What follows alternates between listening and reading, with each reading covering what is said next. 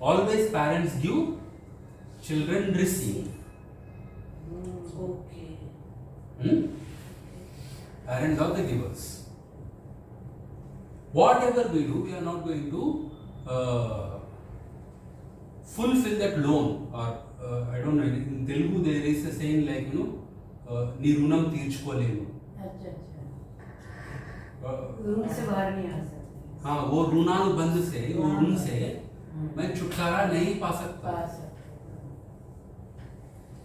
I cannot compensate what parents have done by doing something. By giving birth to us.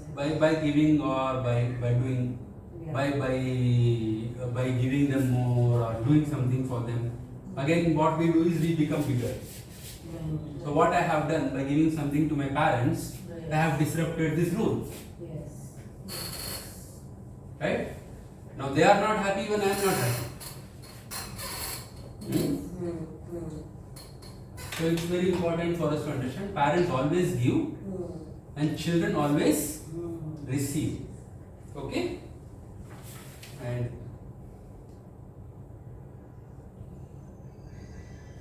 when children demand, you must give me more, parents' heart closes. When children complain about parents that you are not giving me more, you are not giving me that, you are not giving me this, their heart closes.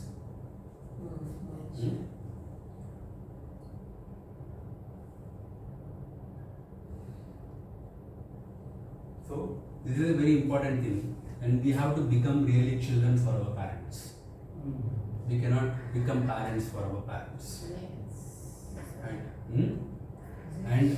And then alone you really can enter the kingdom of God. Unless you become a child, you cannot enter the kingdom of God. And people who have become bigger than their parents have turned out to be the most egoistic people. They cannot be happy inside. Because when parents are our main source, and if I am giving to God itself, I cannot receive. Whom from where can I receive? There is always a feel like, I, this ego or this superiority, this builds up and it's going to really create a lot of issues. So we have internal problems. So we have to always bow down to our parents. It's very important. Okay? So, any questions in the thing we have discussed? So, for the man, there is only one set of parents. But for the woman, there are two sets of parents. Right? So, the same order has to be followed for both sets of parents. Your parents are your parents. But then when she gets married and she goes to her husband's family, the husband's parents also need to be treated like my parents. There is no obligation. Because that becomes my family? No? Ideally, there is no obligation. Ideally, there is no obligation. So the obligation is to my biological parents only. Yes. The order relates to my biological parents only. Yeah. Okay. So your husband's parents are your husband's parents. Yes. They have nothing to do with it. Okay. That's what creates a lot of issues in marriages. Yes. That is the main problems. Yeah. Arises some main problem for the husband wife parents due to their synchronized. There is this confusion. This confusion need to be resolved, and see, you have to take care of them physically. It's not like you cannot throw your parents out. That's not the rule. You cannot throw your husband's parents out. Not at all. It's not human. Because without husband's parents, your husband is not there. Right. Yes. So there is nothing. So you know what the complication in the society comes from where that the woman is expected to treat her husband's parents as her own, and she is obliged and she is duty bound to be serving them, right, in a certain way. And she cannot have that obligation and that duty towards her parents because her brother is supposed to do that, not she anymore. She is now of this family, she is no longer of that family. You know, वो धोबी का कुत्ता नहीं होता है जो ना घर का होता है ना घाट का होता है. Literally इंडिया में वही situation है औरतों की. This is not respected. Yeah, I mean, that is a wayward dream in India. I feel even the educated masses in the cities don't have a men and women complementary equation.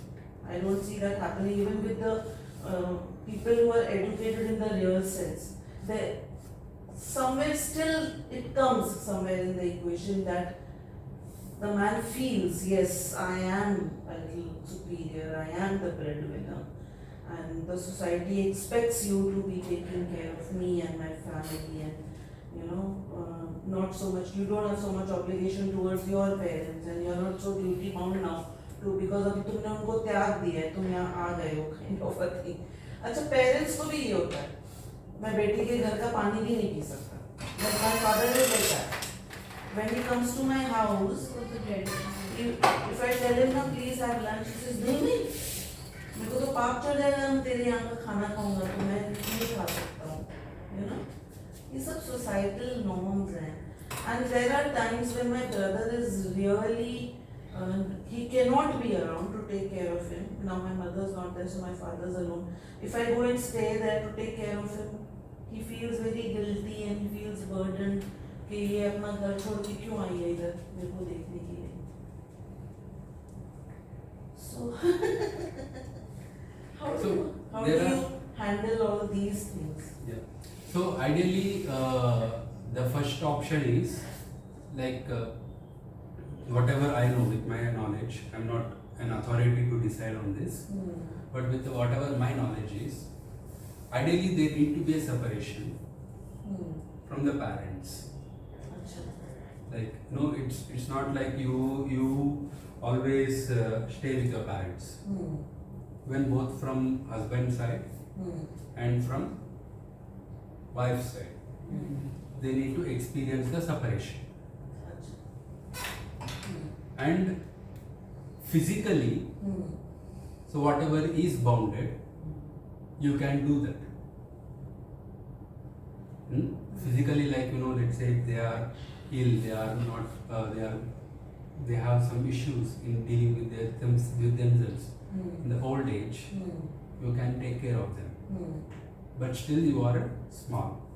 Yeah, you are still small. Yeah, Right.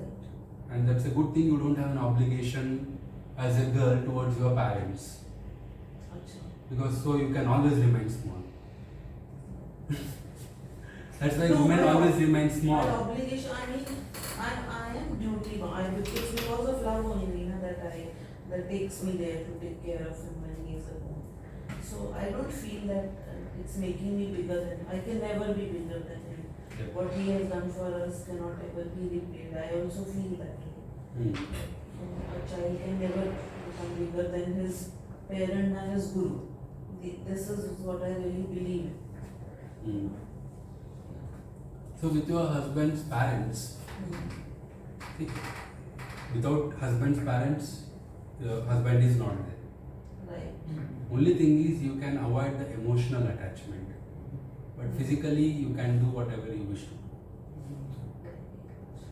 But out of love you can do something, but not out of obligation. Not out of obligation. Out of love. Yes. Out of love. Right. So even if, let's say, you bought your friends a home, you expect your parents, your husband to be a good host. Yes. So the parents are not guests eventually, but you can be that good host. Yeah. Right. And obviously it might be parents' home, right? So we need to respect that. And I don't know anything, I cannot comment on the tradition of girl going away from home. And especially what Dr. Lakshmi says is, If girl is going away, let boy also go away. Yeah, ideally it should be like that. Again the girl is only blaming, यही हमारे लड़के को लेंगे. दोनों अलग जाना पड़ेगा थोड़ा देर.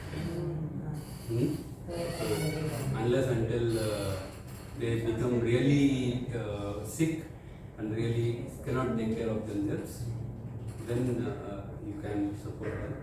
But there need to be some separation from both sides. And then only you grow as an individual. Okay. Mainly problem Western countries, they have more thinking about self, individual self, egoistic. That is reason they are suffering the problem with ease. In Western countries especially. So basically, there are two options. Both need to be separated or both can be combined. Yeah. Yeah. Right? Ideally it should Ideally be it should that. be. Achha, just for a clarification. Like my family and my in-laws have accepted me as their daughter. And they treat and give me love more than my husband. They give me respect, love and everything. Happens in But some whatever family life. they want to cook at home. How long they you ask have been me. married? It's been 2 years now, sir. 2 years. Okay, wait for some time. From the day He's scared.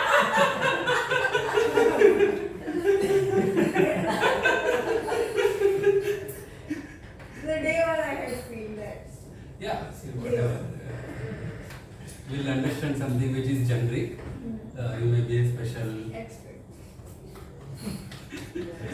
So, But thank you for explaining this because it really gives me a new perspective to Yeah. how I was taking the situation. yeah, I just need one more clarification on what belongs to parents is theirs. yeah.